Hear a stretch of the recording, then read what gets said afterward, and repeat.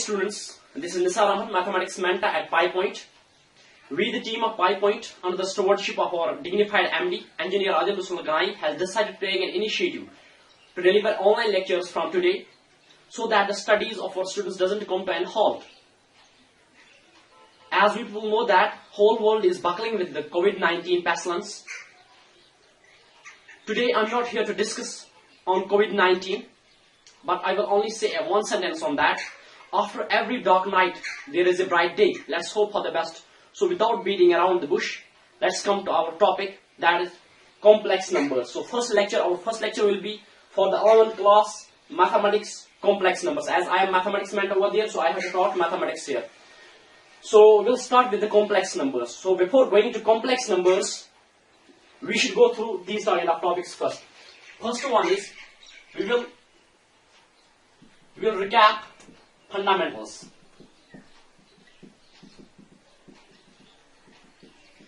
We will recap fundamentals.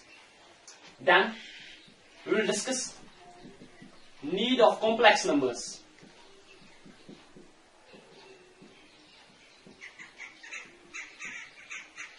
Need of complex numbers. Then we will discuss what? Definition of complex numbers. Definition of complex numbers.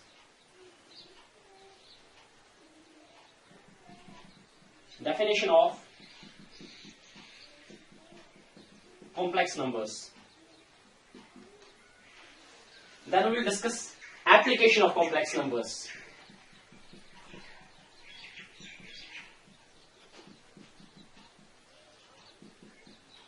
Complex numbers. And finally, and the last but not the least in terms of our career is concerned, that is starting with complex numbers. Start playing with complex numbers. Start playing with complex numbers. Playing with complex numbers.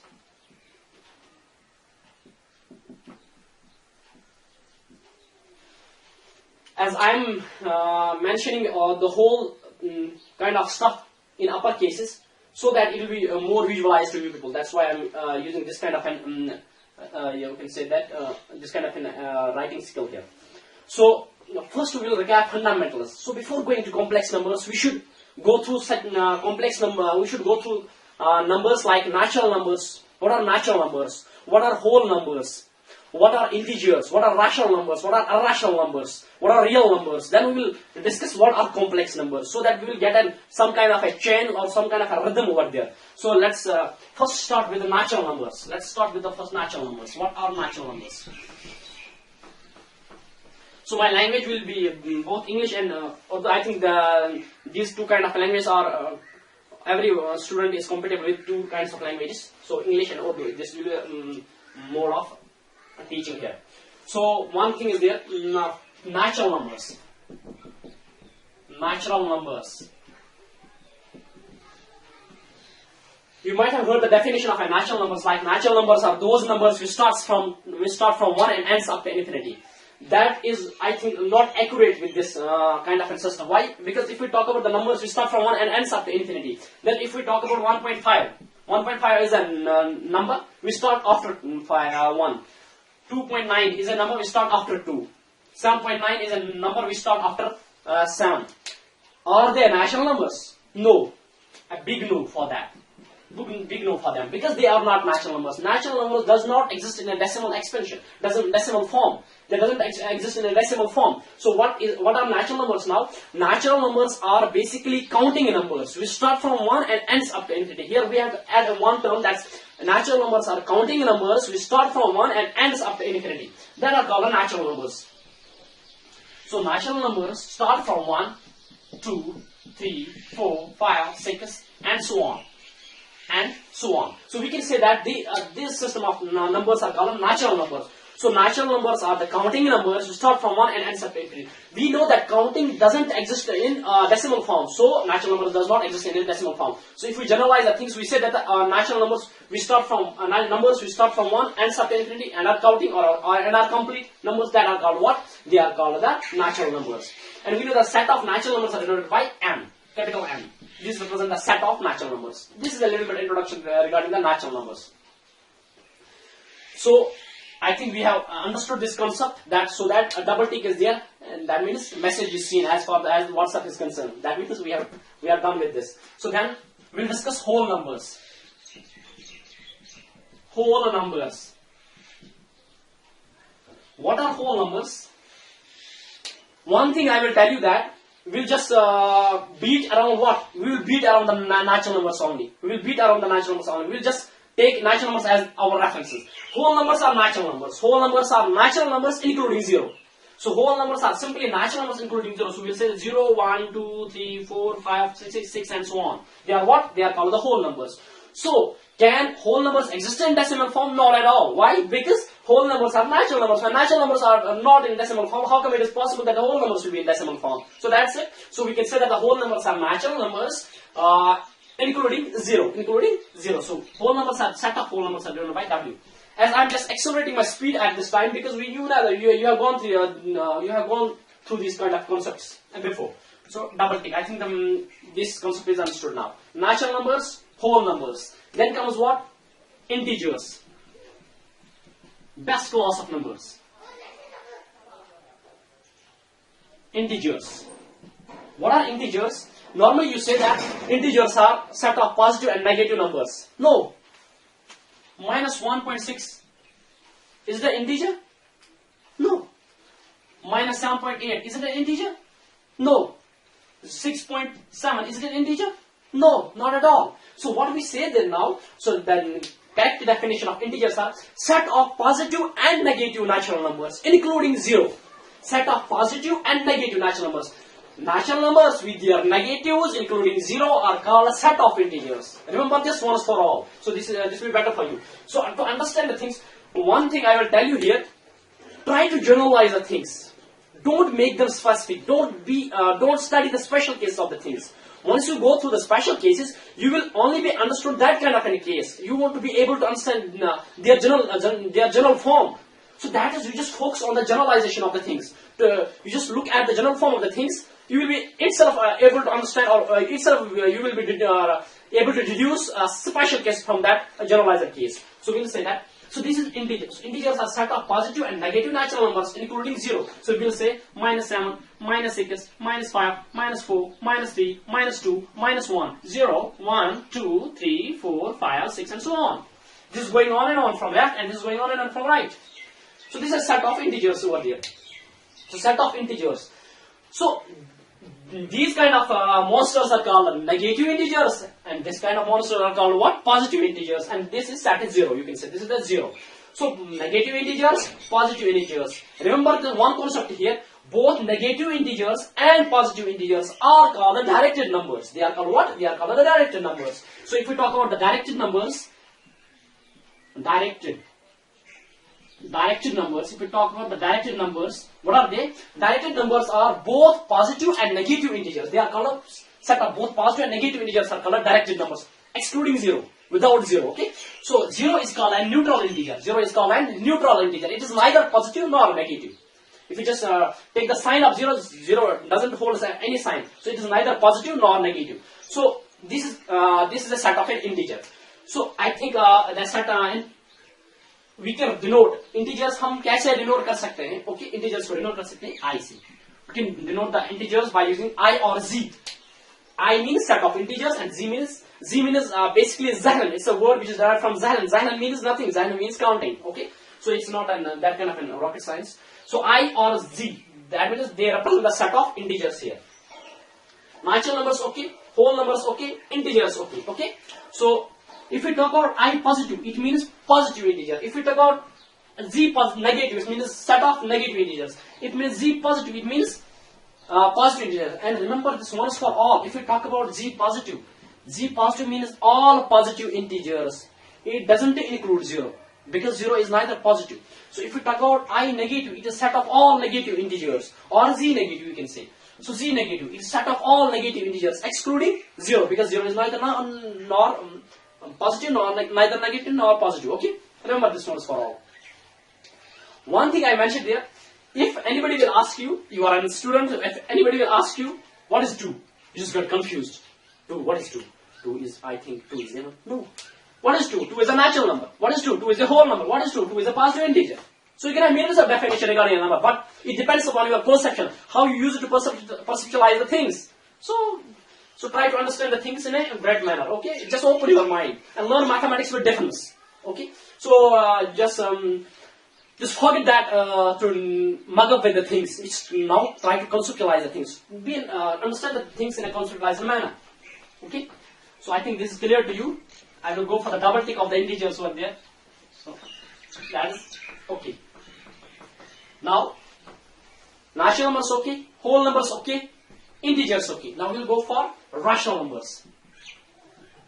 The fourth one is rational numbers. Rational numbers.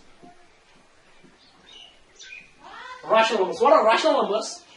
Rational numbers are those numbers which are in the form of P upon Q, where P and Q are integers and Q is not equal to 0. This is the one definition.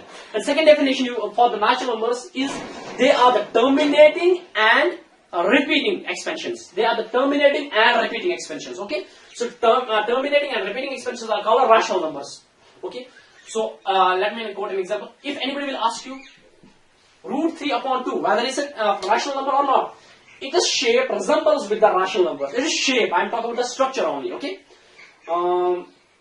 If we talk about its structure resembles with the rational number, but it is not a rational number, because you just go for the definition, which are in the form of P upon Q. Yes, it is in that form. Where P and Q are integers. Q is integer here, P is not an integer. So we can say that this number is, there is a big no for this. This is not a rational number. Not a rational number. Okay, it is something else. It is a rational number basically. Okay, we will discuss it later. So that means what? So this is not a rational number. So rational numbers are numbers which are in the form of what? So 3 upon 2 it's a rational number. 9 upon 7 it's a rational number. 0 upon 1 it's a rational number. And remember this one's for all. 1 upon 0. This is not a right because it's an undefined term in mathematics. Okay. We use this symbol as infinity. Okay. What this infinity? You know that this is a Greek alphabet and its name is lemniscate. Lemniscate. Lemniscate. Lemniscate. This is a word like there is an alpha, beta, gamma, eta, theta, xi, pi, eta, nu. That's like this. It's a Greek alphabet. One of the Greek alphabet. So it's lemniscate, but it represents here infinity. It represents here infinity. Remember this one is for all. So this is not permissible. So you can't write it 0 in denominator. Okay. So numerator you can write. Okay. So this is a rational number. And 1 in terms of terminating and repeating, you can understand 1 upon 3 is what? It's 0. We just divide with this, it will be what? 0.33333333. So you will get what? Like this result. Okay. So or you can say this is 0.3 bar. Okay. So this is a repeating one. This is repeating because the 3 is repeating here. So this is also a rational number. So repeating and terminating. Terminating means we terminate something. 1.5. This terminates at 1.5. Also, it is not going on and on. That means that's called what? Terminating one. Terminate means to end. Which finally comes to an end. That's called terminate. So one of the sentences you can use in English. Can you just tell me that where this train terminates? That means where this train. What is the last station for this train? So likewise, if we talk about our train, when I am just approaching from Bani Hall towards Bawamila, we can say that this train terminates at Bawamila. When I am just approaching from Baramula to Bani Hall, I will say that the train terminates at Bani Hall. Okay, that's it. So that's the termination. Now, they are the rational numbers. Rational numbers, the two definitions I have given to you, and rational numbers, the set of rational numbers are denoted by Q. Q, set of rational numbers, okay? So I think we are done with N, set of whole numbers, natural numbers. We are done with W, set of whole numbers. We are done with I or Z, set of integers. And we are done with Q, okay? Now we will discuss what? Rational numbers. Rational numbers. Rational numbers. What are rational numbers? Rational numbers are those numbers which can't be written in the form of. I think this definition doesn't suit it good. So why? So we can say rational numbers are non-terminating and non-repeating numbers. Non-terminating and non-repeating numbers are called irrational numbers. If you talk about root 3, it's 1.7 and it's going on and on, 1, 2, and there are different kinds of myriads of numbers are over there. If you talk about root 2, it's 1.4 and it's going on and on.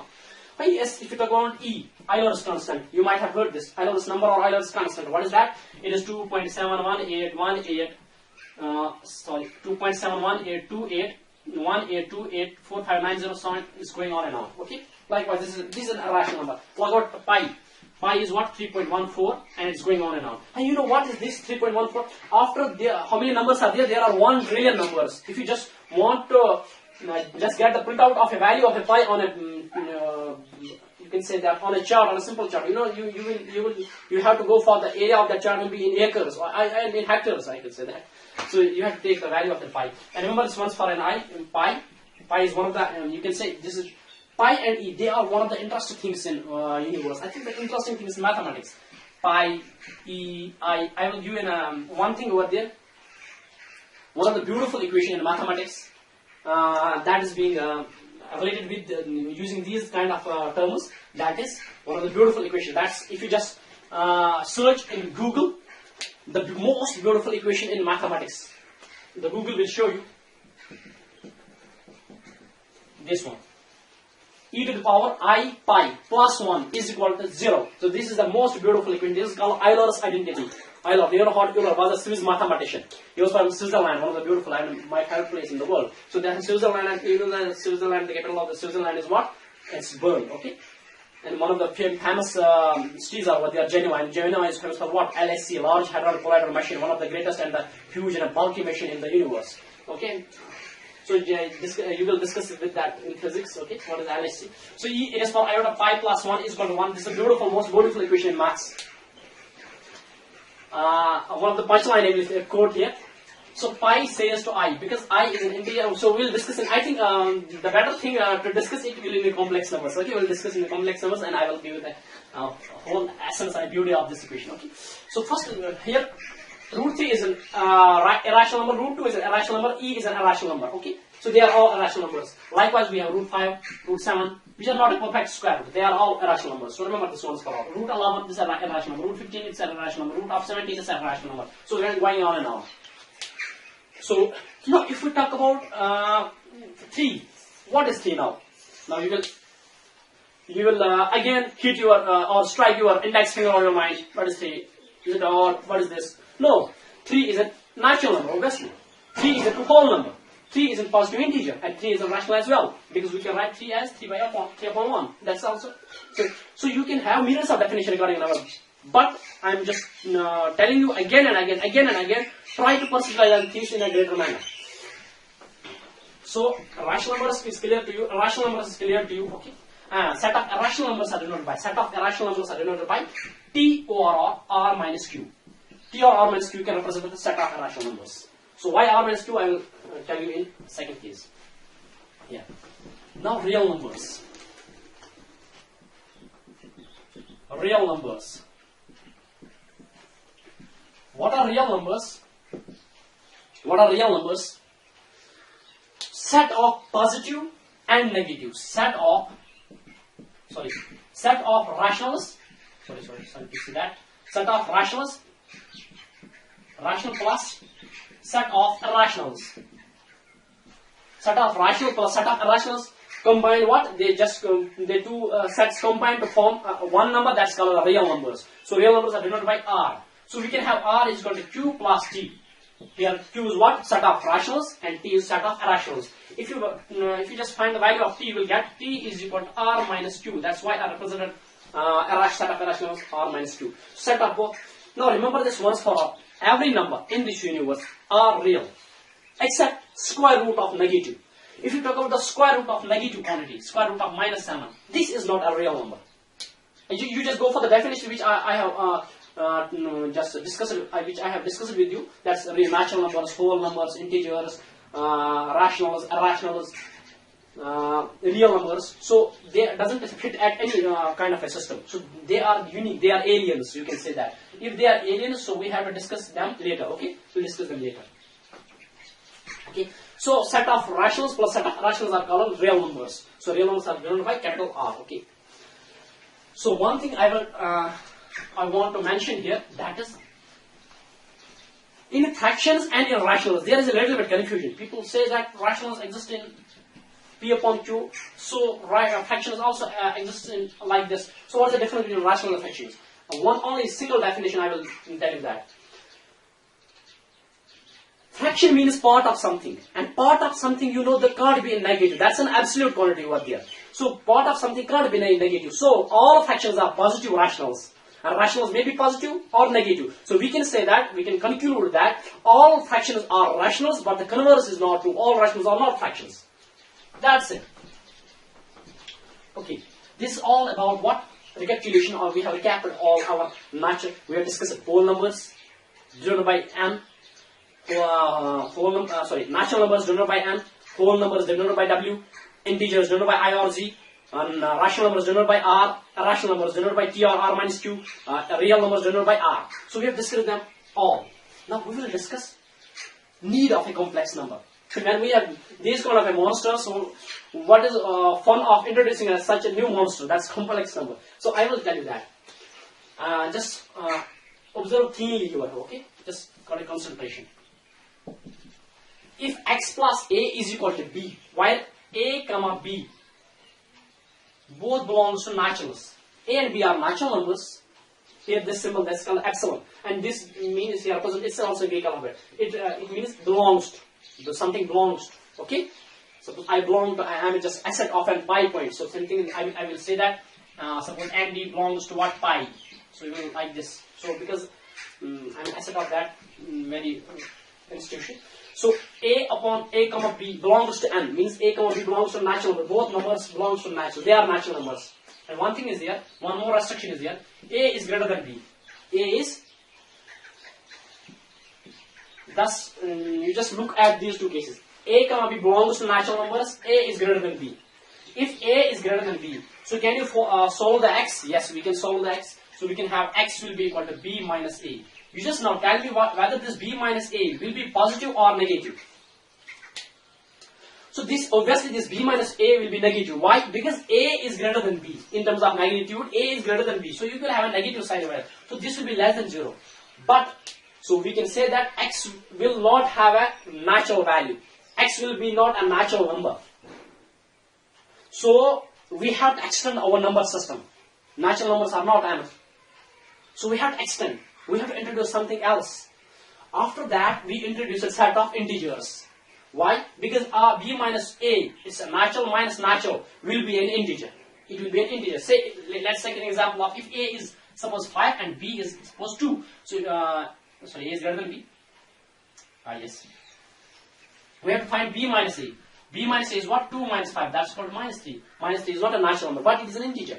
So we have to extend our number system. So we extended our system from natural numbers to integers. So we can have, now we discussed natural numbers, now we extended it to integers. Okay, that's it. We're just moving on and on. This is plus. We added it plus plus. Okay, not in terms of plus, you can take it positive value over here. So in terms of plus, we have introduced it to this, extended it to this. There is an extension. After that, we'll deal with another equation over here. We'll deal x.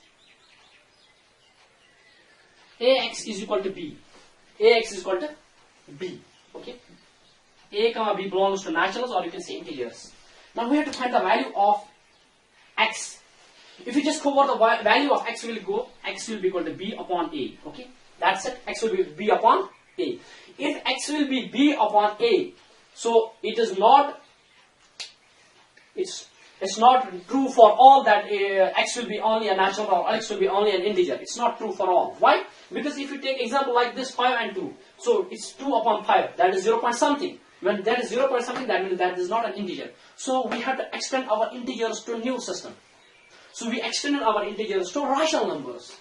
So there is an extension. First there was an extension between natural, we extended it to integers. Now then we extended integers to rational numbers.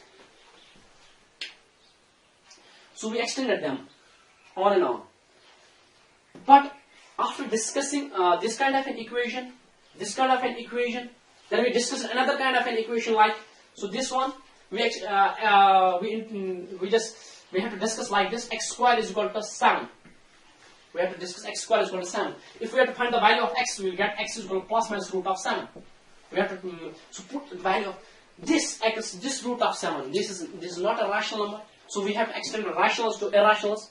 So simply irrationals to reals. So we extended rationals to I to r, sorry, I to q. I'm sorry to say that. R is for the generalization of the real numbers to q.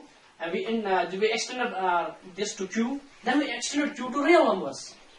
This is the fun of extending the numbers, because we have a need, and you know that the invention is the mother of necessity. And necessity is the mother of invention. You can say that. Okay. So necessity is the mother of invention. When there is a necessity, you go for the inventions. Okay. When you need some kind of food stuff that's very much sumptuous, you just go for the searching on the Google which kind of a restaurant is famous for this kind of food. Okay, you just go searching for that. So that means when you have a necessity, you go for the search. And when we have a necessity in numbers, we are going to extend that number system. Okay. So now numbers are there. Likewise, we have x square plus 1 is equal to 0. When we have to find the value of this kind of a monster. So how we can find that value? So obviously, when we go, you will know that x square is equal to minus 1. When x square is equal to minus 1, and you will take a square root of it, plus minus root of minus 1. So that means square root of negative is there. Now the real numbers are not enough for us. Now we have to extend this kind of a number system, and we extended this number system to a complex number system. Okay, here we will start with the complex numbers. Here we will start with the complex number. So first we just recapitulated. First we recapitulated what our fundamentals: natural numbers, whole numbers, integers, rationals, irrationals, reals. Okay. Then we discussed the need of complex numbers. What is the need of what was the need of a complex number? And we come to conclude that need of complex was because we were extending the numbers from naturals to integers, integers to rationals, rationals to real numbers. Now we have to extend real numbers to complex numbers. Why? Because it doesn't have a real solution. It doesn't have a real solution. Myriads of equations are like this. So if you take x square plus x plus 1 is equal to 0. So this is also an equation. So it won't have any kind of a real solution.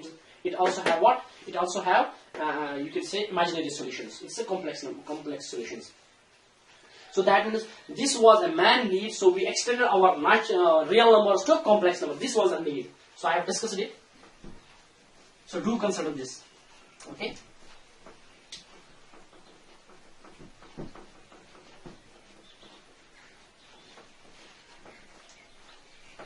Now, we are done with the recapitulation of fundamentals. We are done with the need of complex numbers. Now what? Now we'll say definition of complex number. What is complex number now? So complex numbers. So before going to complex number, can you tell me any kind of a thing whose multiply is negative? Negative. You can say that. It's negative.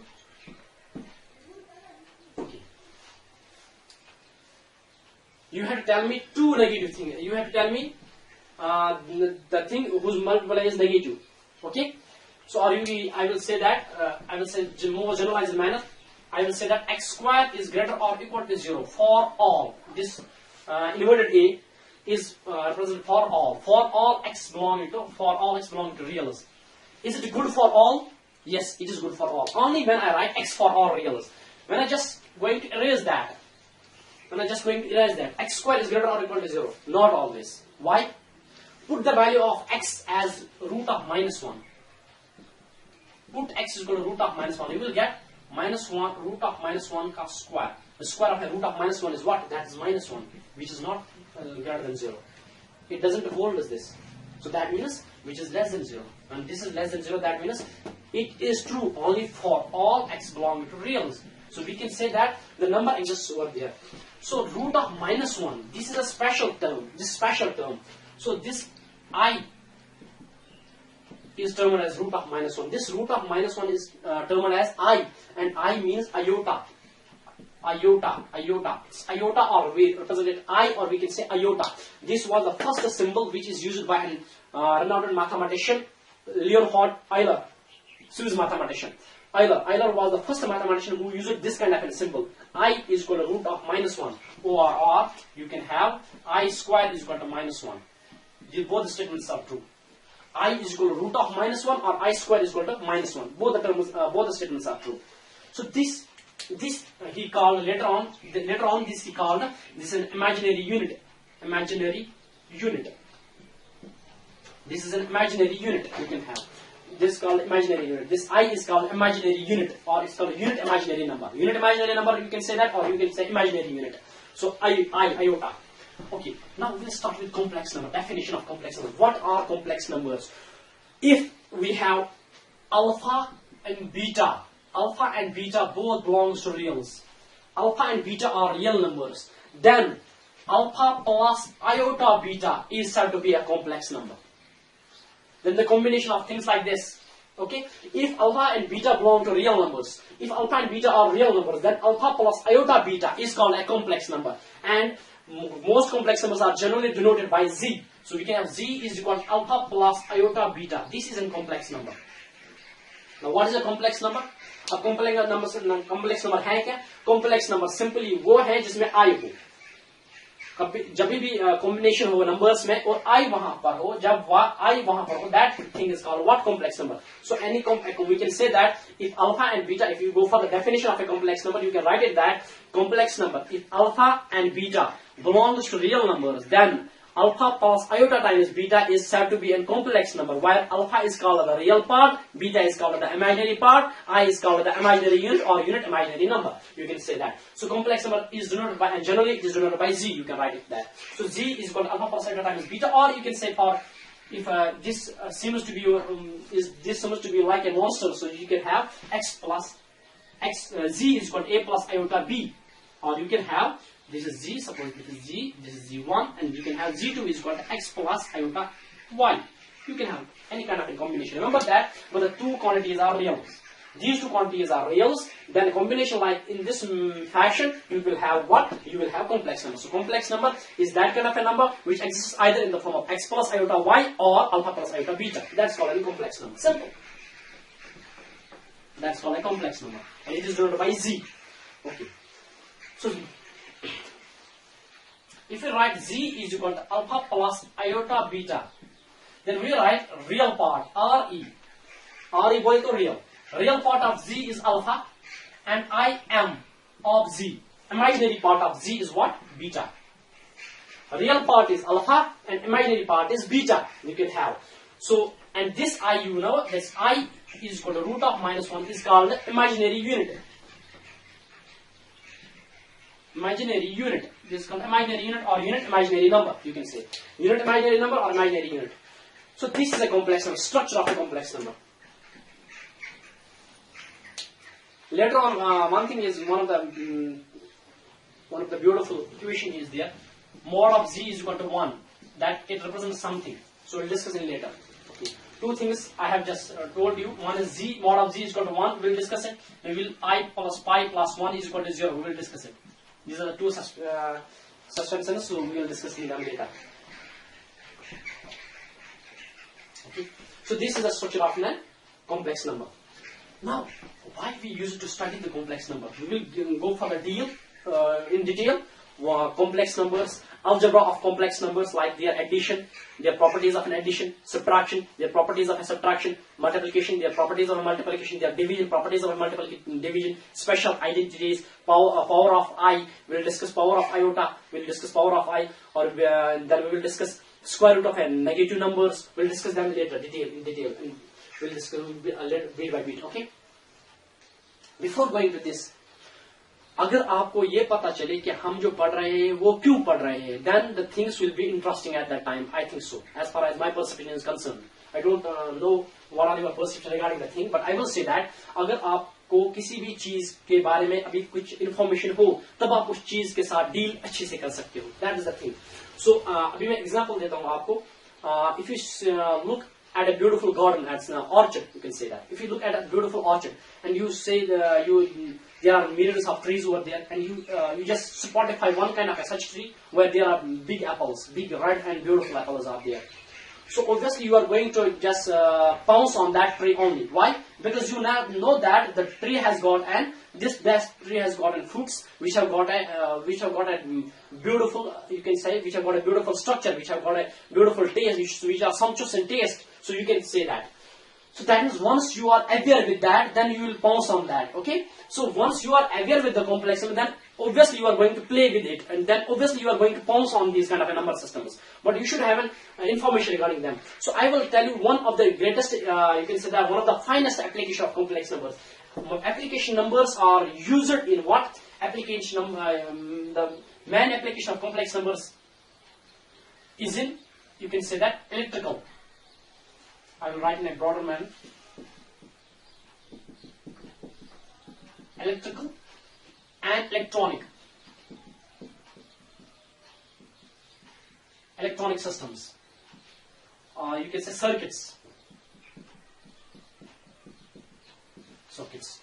So electrical and electronic circuits, you will find the application of complex numbers in electrical and electronic circuits. One of the beautiful example I can give here, it is used to find the impedance in a circuit. Impedance. What is an impedance? Impedance, you might have studied in 10th standard resistance. What is a resistance? Is simply the opposition to the flow of current. And your resistance is equal to rho L upon A. You might have gone through this kind of an equation. Resistance is equal to rho, where rho is called the resistivity or specific resistance. And L is the length of the conductor, and A is the cross section of the conductor, area of cross section. Okay. So impedance is like a resistance, but it is somehow different from this. We have three main important components in electronic circuit. One is called the R, that is called a resistor. L, that's called inductor, and C, that's called a capacitor. So they are the basic, you can say they are the building blocks of an electronic system. A resistor, inductor, and capacitor. And the property of resistors is, that's called the property which shows by a resistor, that's called resistance. And the property which is shown by the inductor, that's called inductance. And the property which is shown by the capacitor is called capacitance. Simple. Okay. Now, L, whether we talk about R, we talk about L, we talk about C. All the three things offer some kind of a offer some kind of a reluctance to a system. So what is that reluctance, or what is that opposition? That opposition, Z is called impedance. Impedance is denoted by Z. Likewise in complex numbers. So you just match it with the complex numbers. So Z is equal to R.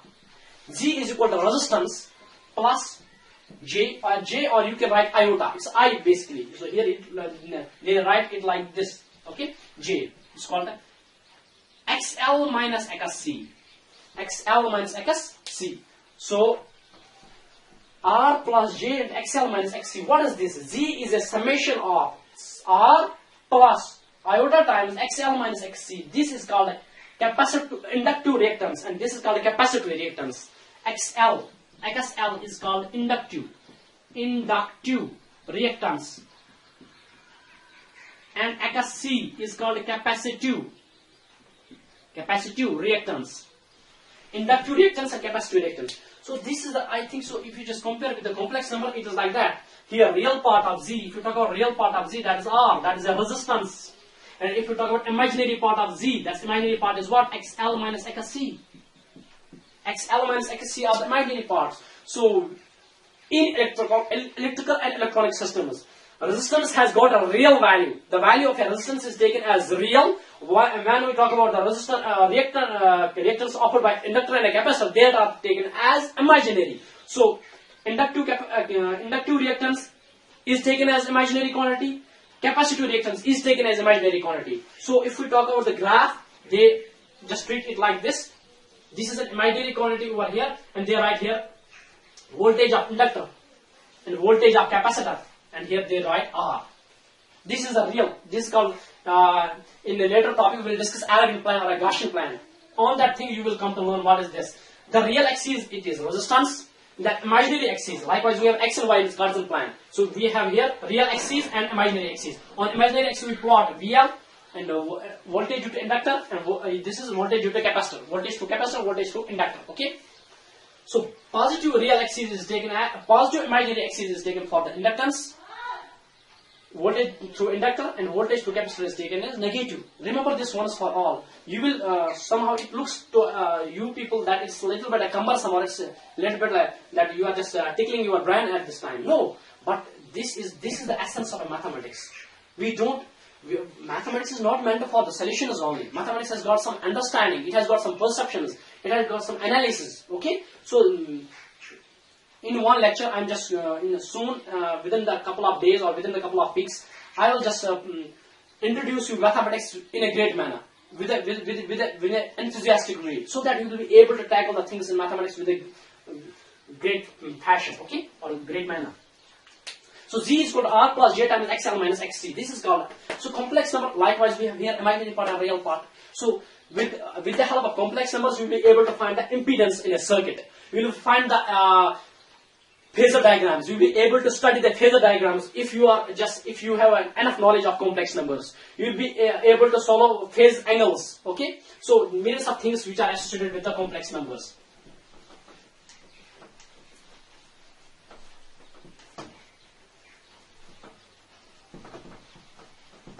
So one thing I will tell you here, most interesting thing.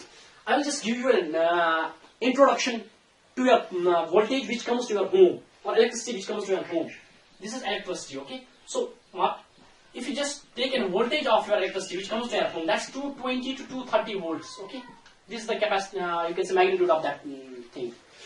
If you just go for voltage, this is the voltage. If you just go for the frequency, what is the frequency of your voltage which comes to your home? That's frequency is what? 50 Hertz in India. In US that's 60 Hertz. Okay? In India it's 50 Hertz. And if you just take a phase, which kind of a phase you have, that's a single phase. Later on we will discuss in physics, electric current is there. I think alternating current is there. Alternating current is in 12th class standard physics. You will come to know what is voltage, frequency, phase over there. Okay? So here you just understand, you just treat it like in a complex number. Okay? This is the voltage, frequency and phase, okay? Now, as we know that one of the thing is there, omega. This omega is called, in electricity, this is called angular frequency. It is equal to 2 pi f, linear frequency. It is equal to 2 pi f, it's a linear frequency over there, okay? F is linear frequency, this one is the frequency. And I have told you that XL is what? Inductive reactance. It is equal to omega L. This one. And this is what? C. This is called 1 upon omega C. So this is what? Capacitor reactance. Now what I am going to tell you, that is very much interesting. If we take a frequency, if you take the frequency of your voltage, this is the AC voltage, okay? Now if you talk about your DC, their frequency is what? Frequency is 0 obviously, because no fluctuations in that. That's a constant, with a constant magnitude, goes on and on, okay? So XL, if you just putting AC current through inductor, what will happen? If inductor, the symbol of inductor is like this. This is an inductor, okay? And this is a capacitor. In 12th class standard, we will come to know what is a capacitor, okay? Follow for that capacitor here. If the electricity is passing, AC is passing through the inductor, what will happen there? There will be some inductive reactance. There will be some inductive reactance. Though it will, that means, much of the frequency, greater the frequency of the AC will be there, greater will be the inductive reactance. That means it will produce a great kind of an opposition to the flow of AC current in inductor. But once if you are just going to pass DC to inductor, what will happen? Frequency is 0, put the frequency 0 here, omega will be 0, when omega will be 0, XL will be 0. When XL will be 0, that means no inductive reactance will be there at all. That means DC current easily passes through an inductor. That's it. This is the essence of mathematics. Try to learn that. And one thing is there, if frequency is 0, omega is 0. When omega is 0, here it is 0. It's 1 upon 0, that means infinity, xc. That means when you are going to pass a DC in what? When you are going to pass a DC in the capacitor, what will happen? It will provide to that a great kind of an opposition. That means DC is not allowed to pass through what? Capacitors. That is the essence of mathematics over there.